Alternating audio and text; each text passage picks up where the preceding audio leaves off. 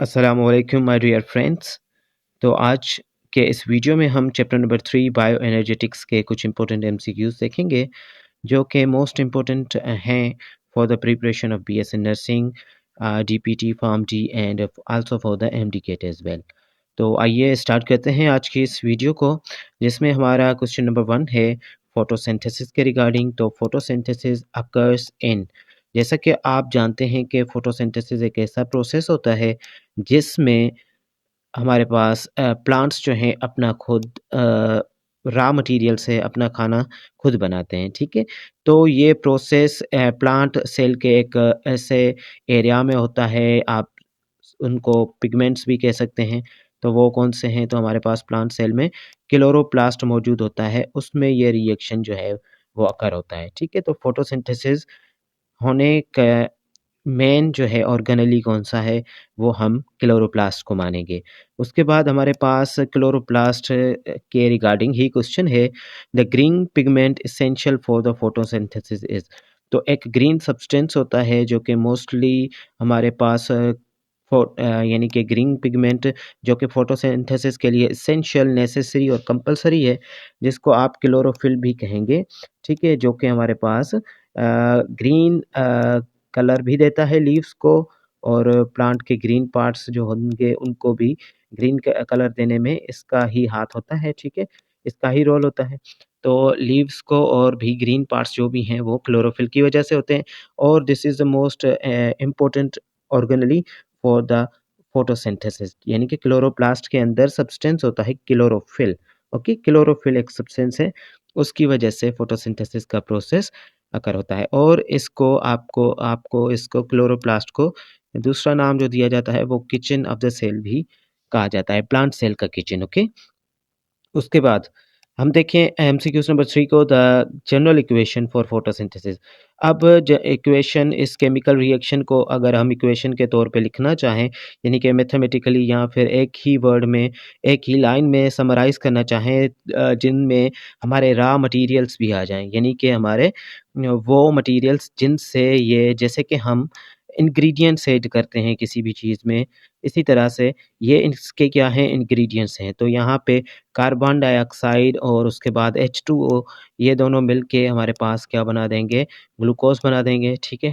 And उसके बाद इनके जो एक्स्ट्रा प्रोडक्ट्स हैं जैसे कि ऑक्सीजन, ठीक है, ये भी रिलीज़ होता है एनवायरनमेंट में, जो कि मोस्ट इम्पोर्टेंट हैं for living organisms, other living organisms, ठीक है, specially for us humans, okay, human के लिए। उसके साथ-साथ मैं आपको ये भी बताता चलूँ कि हमारी प्रिपरेशन बैचेज़, ठीक है, प्रिपरेशन बैचेज़ जिसमें आपको mock tests, video lectures, past paper, notes, MCQs, practice, ये सारा मवाद जो है वो प्रोवाइड किया जाता है। आप जो है अफोर्डेबल फ़ीस पे स्क्रीन के नीचे नंबर हैं, इन पे कॉन्टैक्ट करके आप बैच में भी शमूलियत हासिल कर सकते हैं। उसके अलावा घर बैठे ही आप जो है बीएससी नर्सिंग, लेट और उसके बाद Sindh university, Sindh agriculture university, तमाम एग्ज़ाम्स की प्रिपरेशन के लिए नोट्स एक बुकलेट की फॉर्म में भी घर बैठे हासिल कर सकते हैं through the TCS and leopard courier service के ज़रिए, ठीक है। स्क्रीन के नंबर, स्क्रीन के ऊपर नंबर यानी कि नीचे, एंड उसके बाद जो है डिस्क्रिप्शन में भी कंप्लीट डिटेल जो है प्रोवाइडेड है, यू कैन कॉन्टैक्ट अस, ठीक है। तो आइए मूव करते हैं हम एमसीक्यूज़ नंबर 4 की जानिब, जो कि कुछ इस तरह से है, फोटोसिंथेसिस इज़। अब फोटोसिंथेसिस क्या होता है? क्या ये कैटाबॉलिक रिएक्शन है? क्या ये हाइड्रोलाइटिक रिएक्शन है? क्या ये रेस्पिरेटरी रिएक्शन है? तो ये होता है हमारे पास एनाबॉलिक रिएक्शन, ठीक है। ये कौन-सा रिएक्शन होता है हमारे पास? एनाबॉलिक रिएक्शन होता है, यानी कि ये चीज़ें बनेंगी, फोटोसिंथेसिस से चीज़ें बनेंगी, ओके। द लाइट डिपेंडेंट, और देखें डार्क रिएक्शन या फिर हमारे पास लाइट डिपेंडेंट रिएक्शन होता है, एक इंडिपेंडेंट होता है। तो यहाँ पे लाइट डिपेंडेंट रिएक्शन जो होगा वो कहाँ पे होगा? आपने ज़रूर ये डीपली चैप्टर्स पढ़े होंगे। आई होप अगर आपने नहीं पढ़े तो बैच में आपको इंशाल्लाह डिटेल्ड वीडियोस भी इनके ऊपर मिल जाएंगी। थैलाक्वाइड मेम्ब्रेन में, थैलाक्वाइड मेम्ब्रेन्स में ये क्या होता है, हमारे पास लाइट डिपेंडेंट रिएक्शंस अकर होते हैं। उसके बाद हम बात करें लाइट इंडिपेंडेंट है, एक लाइट डिपेंडेंट और दूसरा मैंने आपको बाद बताया कि लाइट इंडिपेंडेंट रिएक्शन होता है। तो ये स्ट्रोमा में होता है, ठीक है, स्ट्रोमा ऑफ द क्लोरोफिल में होता है, ठीक है, क्लोरोप्लास्ट। फोटोसिंथेटिक यूनिट, अब फोटोसिंथेटिक यूनिट क्या है? एटीपी सिंथेसिस है, तो ये एक एंजाइम है। Electron transport chain, Calvin cycle, हमारे पास फोटो सिस्टम होता है। फोटो सिस्टम्स में फोटोसिंथेटिक रिएक्शंस होते हैं। अब जैसे कि सिस्टम वन को अगर हम देखें तो वो लाइट बेस्ट एब्जॉर्ब करता है 700 नैनोमीटर की, ठीक है। और सिस्टम टू को अगर देखें तो ये 680 नैनोमीटर की एब्जॉर्ब करेगा बेस्ट, ओके।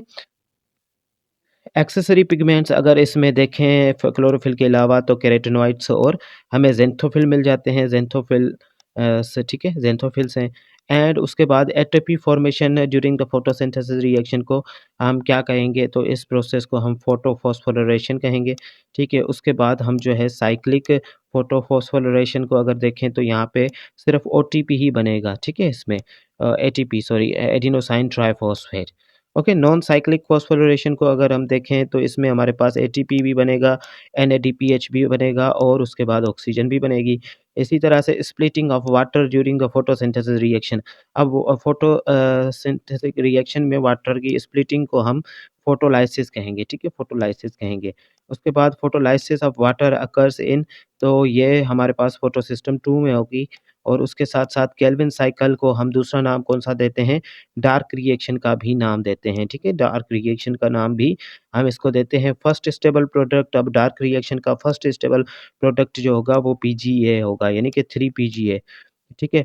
3 फॉस्फोग्लिसरेट एसिड, या आप इसको 3 फॉस्फोग्लिसरेट भी कह सकते हैं, जिसको पीजीए 3 पीजीए भी नाम दे सकते हैं। ये कंप्लीट एक साइकिल होता है, स्टेप बाय स्टेप वाइज़ जो है वो आपके बुक में प्रोवाइडेड है। इंशाल्लाह हम डिटेल्ड लेक्चर्स भी अपलोड करने की कोशिश करेंगे जिसमें आपको ये कंप्लीट जो है वो केल्विन साइकिल और उसके साथ-साथ जो है हमारे पास ग्लूकोज से फॉर्मेशन एसिटाइल को ये 3 ये सारा जो है प्रोसेस जो है ग्लाइकोलाइसिस का समझा देंगे, ठीक है।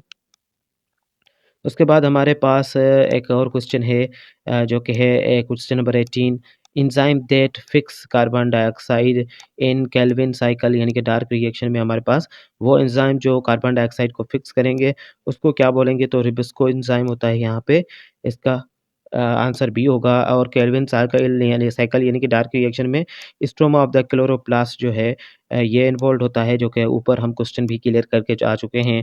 और केल्विन साइकिल के में हमें एटीपी और एनएडीपीएच रिक्वायर्ड होते हैं। और सेलुलर रेस्पिरेशन हमारे पास माइटोकॉन्ड्रिया में होती है, जिसको power of the house of the cell भी कहा जाता है। और उसके बाद हमारे पास सेलुलर रेस्पिरेशन में क्या क्या होगी? कैटाबॉलिक, और वो प्रोसेस जो था हमने कहा था कि फोटोसिंथेसिस एनाबॉलिक है, तो ये कैटाबॉलिक रिएक्शन होगा, ठीक है। उसके बाद हमारे पास first state of cellular respiration glycolysis है, ठीक है। ग्लाइकोलाइसिस कहाँ पे होती है? तो हम कहेंगे ये साइटोप्लाज्म ऑफ द सेल में होगी, ठीक है। और एंड प्रोडक्ट जो होगा वो पायरूवेट या पायरिक एसिड, ठीक है, पायरूवेट होगा, ठीक है। ग्लाइकोलाइसिस का एंड प्रोडक्ट याद रख लें, ये हर बार जो है क्वेश्चंस रिपीट होते हैं। ये 3 क्वेश्चंस मोस्टली इंपॉर्टेंट हैं कि फर्स्ट स्टेज सेलुलर रेस्पिरेशन की ग्लाइकोलाइसिस है, और ग्लाइकोलाइसिस कहाँ पे होगी? ये साइटोप्लाज्म में होगी, और पायरूवेट जो होगा इसका एंड प्रोडक्ट होगा। अब क्रेब्स साइकिल की अगर हम बात करें तो ये माइटोकॉन्ड्रियल मैट्रिक्स में होगा। ये दोनों मोस्ट इम्पोर्टेंट टॉपिक्स हैं यानी कि जहाँ से मोस्टली क्वेश्चन जो हैं बायोएनर्जेटिक्स चैप्टर्स में से पूछे जाते हैं। तो उसके बाद हम देखेंगे कि क्रेब्स साइकिल को हम सिट्रिक एसिड साइकिल भी कहते हैं, क्योंकि इसका जो स्टार्टिंग है वो सिट्रिक एसिड से होती है, ठीक है। उसके बाद फर्स्ट प्रोडक्ट आपका सिट्रेट है सिट्रेट है, तो इसीलिए इसको हम सिट्रिक एसिड साइकिल भी कहते हैं। एंड क्रेब्स साइकिल जो उसमें बनती हैं चीज़ें वो एटीपी है, एनएडीपीएच है, एनएडीएच है, एफएडी और कार्बन डाइऑक्साइड है, ठीक है।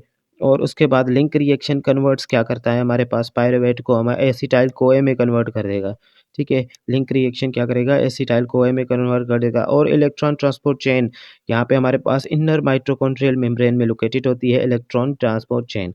These are easy and basically easy questions जो कि आपको मोस्टली आपको देखने को मिल सकते हैं BSc nursing, DPT, pharm D और इनके मज़ीद मेडिकल टेस्ट्स में, okay. Final electron acceptor in respiration is oxygen. उसके बाद electron transport chain produces ATP and water.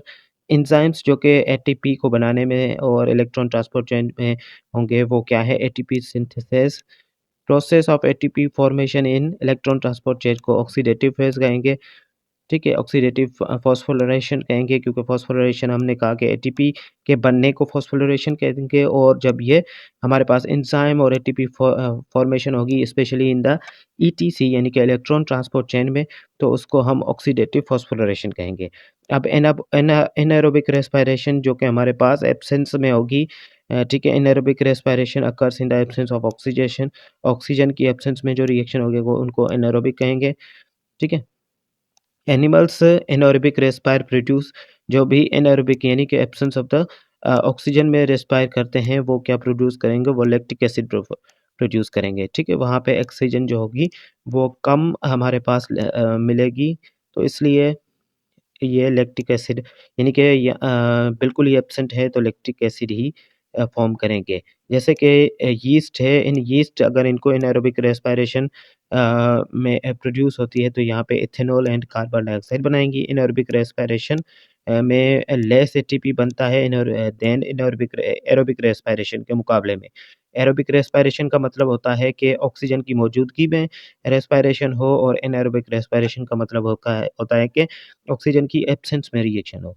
उसके बाद process of glucose breakdown without fermentation, ठीक है, without the sorry process of glucose breakdown यानी कि ग्लूकोज की ब्रेकडाउन करवाई जाए ऑक्सीजन के बगैर, विथआउट ऑक्सीडेशन ऑक्सीजन, तो उसको फर्मेंटेशन बोलेंगे। अब ATP is also known as energy currency of the cell, ये बेसिक टाइप का क्वेश्चन है। उसके बाद एटीपी कंसिस्ट ऑफ, एटीपी के हमारे पास राइबोज एडिनाइन एंड 3 फॉस्फेट से मिलकर बना हुआ होता है, ठीक है। बॉन्ड इनमें जो पाई जाती है यानी कि the bond that releases energy in the ATP उसको हाई एनर्जी फॉस्फेट बॉन्ड कहेंगे। और एंजाइम दैट सिंथेसाइज एटीपी, तो ऊपर हम इस क्वेश्चन को भी क्लियर करके आ चुके हैं। एटीपी सिंथेसिस जो है वो एटीपी को बनाता है। और हाइड्रोलाइसिस की अगर बात करें एटीपी की, तो इसमें क्या होगा, इसमें एनर्जी रिलीज होगी। और site of the photosynthesis in prokaryotes, ठीक है, प्लाज्मा मेम्ब्रेन में होगा। प्रोकैरियोट्स में दो तरह के सेल होते हैं, यू नो बेटर, ठीक है। तो the site of photosynthesis in prokaryotes is plasma membrane, and the main product of photosynthesis जो है वो ग्लूकोज होता है, ठीक है, जो कि सर्व करता है the energy for the plant, और स्टोर भी होता है as a starch.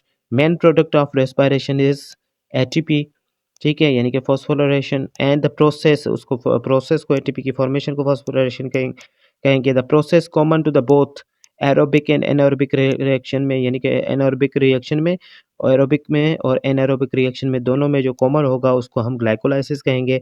Energy yield of the aerobic respiration पर ग्लूकोज मॉलिक्यूल जो होगी वो 36 से 38 एटीपी होंगे, ठीक है। तो these were the 50 most important MCQs जो कि अपकमिंग एग्जाम्स में एक्सपेक्टेड हैं। आई होप कि ये वीडियो आपको समझ में आई होगी। यहाँ से अगर आपको कोई कन्फ्यूजन है तो आप कमेंट बॉक्स में, अदरवाइज नंबर्स जो हैं वो गिवन हैं, आप इसका पीडीएफ भी हासिल कर सकते हैं, और बैच के रिगार्डिंग जो है वो इंफॉर्मेशन भी ले सकते हैं, और टेस्ट के रिगार्डिंग भी इंफॉर्मेशन अगर आपको लेनी है तो आप वो भी एक वॉइस की फॉर्म में या एक लॉन्ग मैसेज, सिर्फ एक मैसेज लिख के छोड़ सकते हैं, ताकि हमें जवाब देने में, रिप्लाई करने में आसानी हो। तो मिलते हैं नेक्स्ट लेक्चर में। टेक केयर एंड अल्लाह हाफिज़।